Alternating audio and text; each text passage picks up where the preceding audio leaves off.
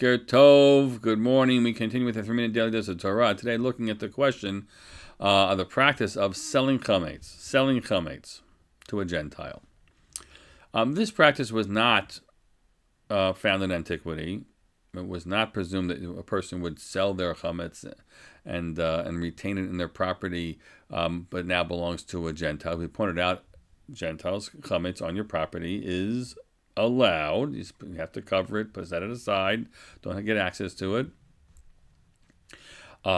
But they talked about destroying and bittul, the two things that we discussed the past 2 days.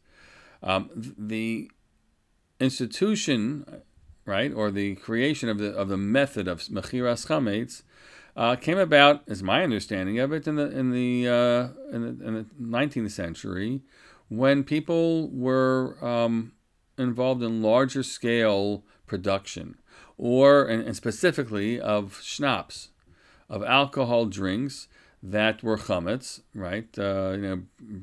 Whatever. I'll give you the list, right? Alcohol chametz, which a person might have in large quantities. It can't just get destroyed. You'll destroy your parnassa, your whole livelihood, and so such things were put into place for industry, and that was the main concept. And for that reason, many people don't want to use mechiras chametz. At least not they would not do mechiras chametz for chametz gamor, something which is clearly chametz, a loaf of frozen bread in your freezer, right?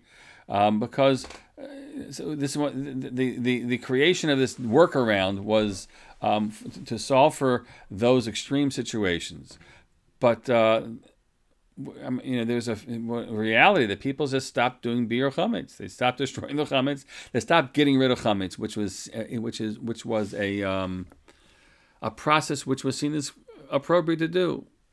It's symbolically the case. The chametz, the inflated arrogance, all the symbols that we associate with chametz, matzah being simple and humble, and so the idea of cleansing ourselves of our chametz was a real thing.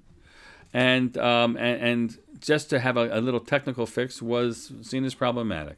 So I encourage people, if you have any chametz gamor, anything which is clear, outright chametz, that you should give it away. You don't have to destroy chametz, right? It's the destruction of perfectly good food.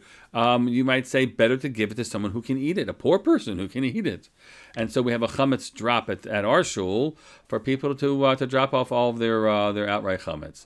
And you should use a mechiras chametz primarily for if you have bottles of expensive schnapps or the like, and that you might want to hold on to. You might want to be able to have possibly purchased back from a Gentile after Pesach, which is what we do. And we generally don't have that problem, but we outright sell it with full heart.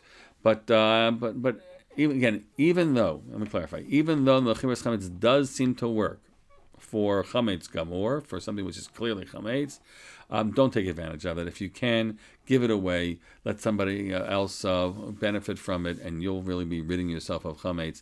Just use mechiras chametz for the purposes that we described. I'm wishing you all a great day. The sun in my eyes.